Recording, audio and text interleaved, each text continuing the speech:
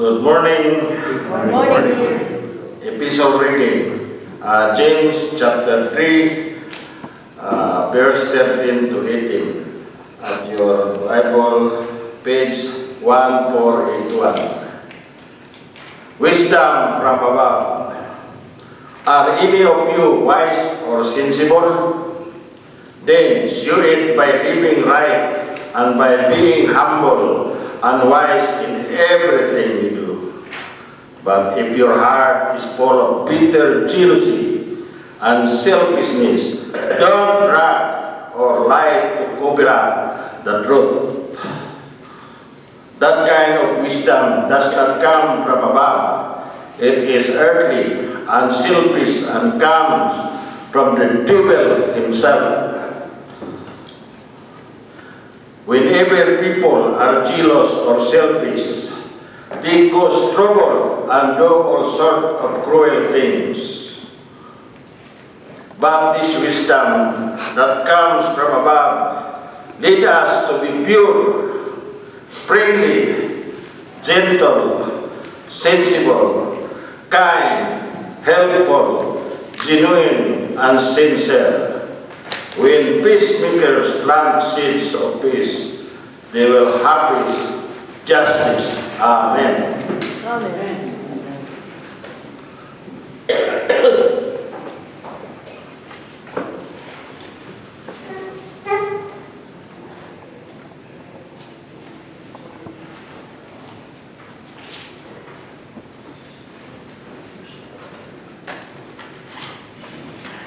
When I was very young, I remember a very popular coloring book, and it was really geared for adults. And it was called the Executive Coloring Book. And then there was a caption there, "Color me important." And in this book, they suggested like a gray or dark blue suit with a red power tie. And they had all these different pages of very, very well-dressed executives. And the whole point of this is, I'm very important, and color me with great care. This is exactly the opposite of what James is trying to tell us. James asks us to be humble. That even though we do great things in our lives, we maybe save somebody or help somebody, doesn't matter. It's not something that we boast about. Oh, look at me. And there used to be expression, color me important. No, we're all out there to help each other. Isn't it interesting that Jesus was one who didn't come from a very important family in Jerusalem with the big, huge home and his father sitting by the city gate. All the important people, the males in the community, that's what they did. They sat by the city gate and they discussed politics. And of course they thought they were still taking care of all the world's problems. Again, color me important. Jesus, on the other hand, was born to a humble family. Not the kind of people that you would expect that was going to be a great leader. I mean, if you just knew him and you didn't know his background.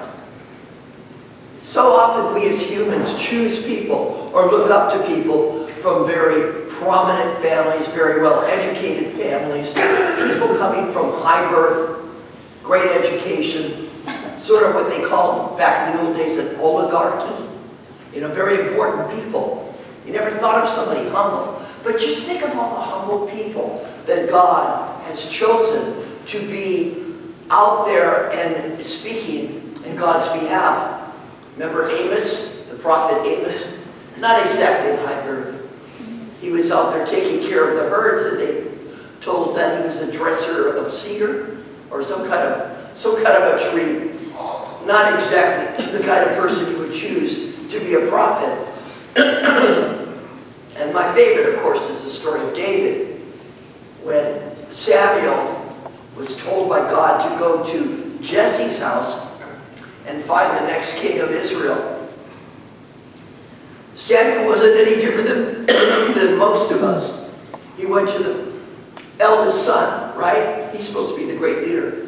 And I picture him tall and kind of with a jutted chin, like one of those cartoon characters, very kingly looking, right?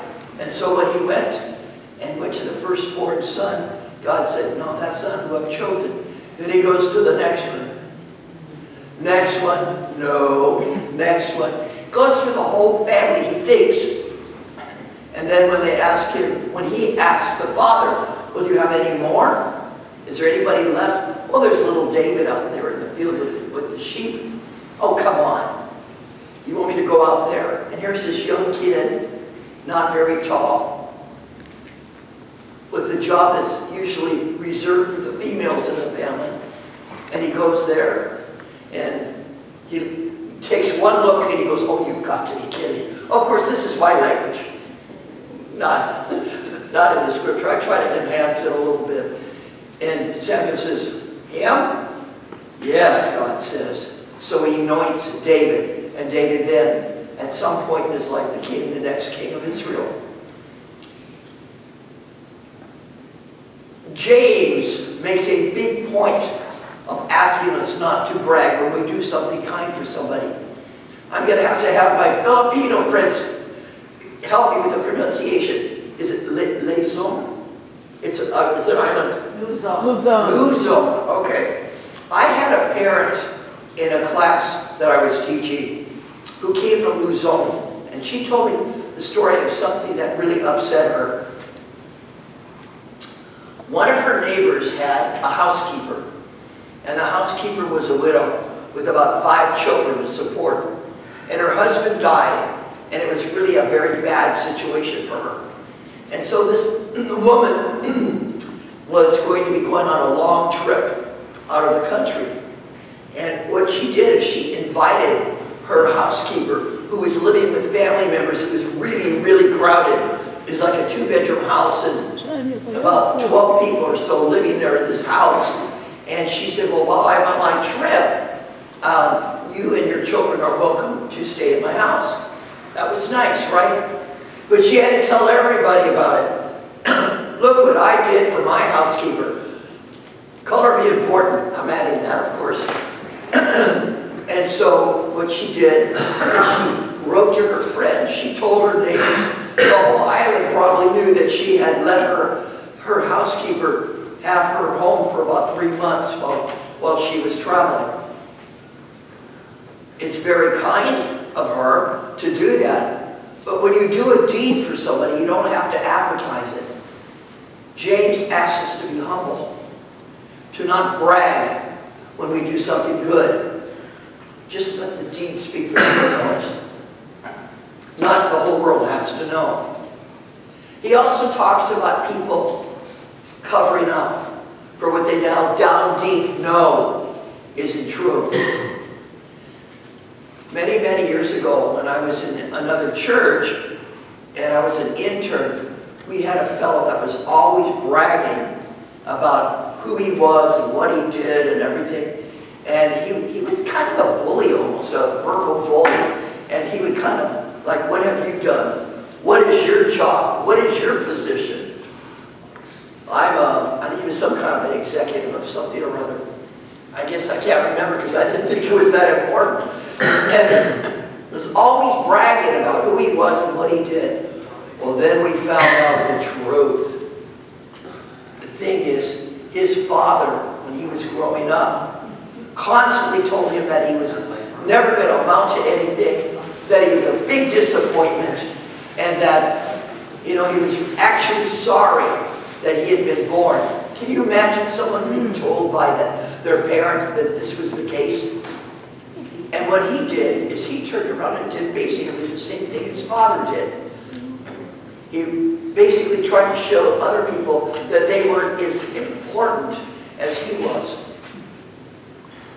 Well, finally, he was in a group meeting where he confessed about how he was treated as a youth. And he finally realized what he was doing to other people. And it was sort of like he came clean.